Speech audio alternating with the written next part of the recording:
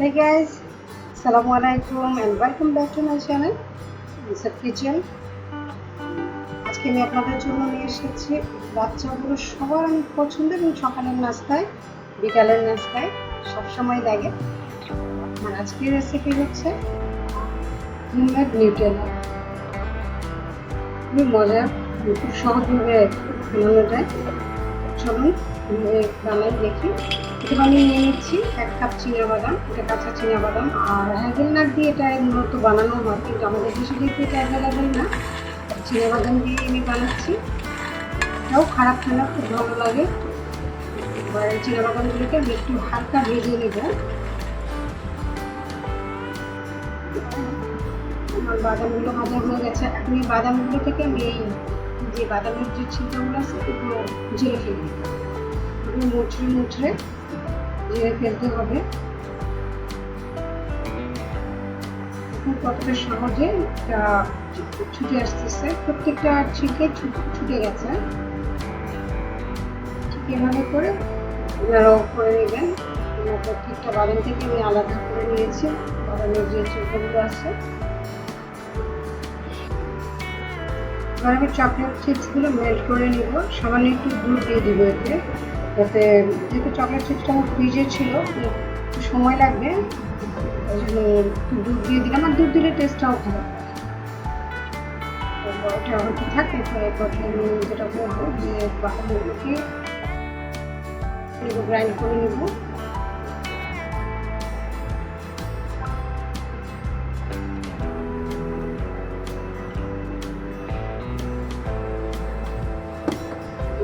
হয়ে গেছে, দেখুন কি সুন্দর স্মুথ গ্রাইন্ড হবে। এবং যত আপনার মিহি হবে তত ভালো হবে। দিয়ে দিলাম আইসিং সুগার। যদি আপনাদের ঘরে আইসিং সুগার না থাকে সেক্ষেত্রে একটা চিনি গ্রাইন্ড করে নেবেন, সেটাও হবে। চিনির সাথে এখানে আমি 2 চা চামচ রেগুলার রান্নার তেল দিয়ে দিব। এটাকে গ্লসি করার জন্য এটা ব্যবহার করা হয়। আপনারা এখানে বাটারও ব্যবহার করতে পারেন, কিন্তু বাটারটা অবশ্যই গলিয়ে নেবেন।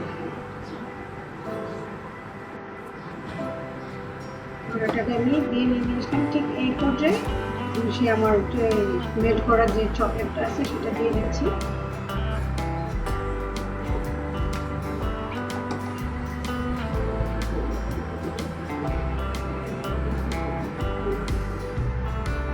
এটাকে আমি ব্লেন্ড করবো ততক্ষণ পর্যন্ত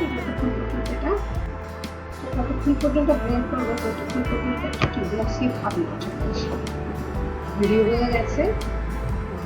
সময়তে আমি একটু ভ্যানিলা এসেন্স দিয়েছি। আপনারা যদি না চান তাহলে নাও দিতে পারেন। দেখুন থিকনেসটা ঠিক এরকম। অনেক অল্প সময়ে এবং অল্প উপকরণ দিয়ে, এবং ঘরেই থাকে সব উপকরণগুলো। যাদের ঘরে বাচ্চা আছে তাদের ঘরে থাকেই, আপনারা বানিয়ে নিতে পারেন যে কোনো সময়। বানিয়ে এটা হোমমেড জিনিস বলতে হাইজেনিক থেকে আমি সবসময় সাজেস্ট করি যে হোমমেড খাবারটা খেতে।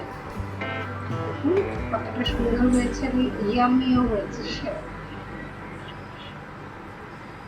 আমি চাইবো আপনারা এটা বানিয়ে খাবেন, বাচ্চাদেরকে বানিয়ে খাওয়াবেন। আমি একটা টোস্ট বিস্কিটের মধ্যে লাগিয়ে নিচ্ছি, যেটা আমি বিকালে খাবো।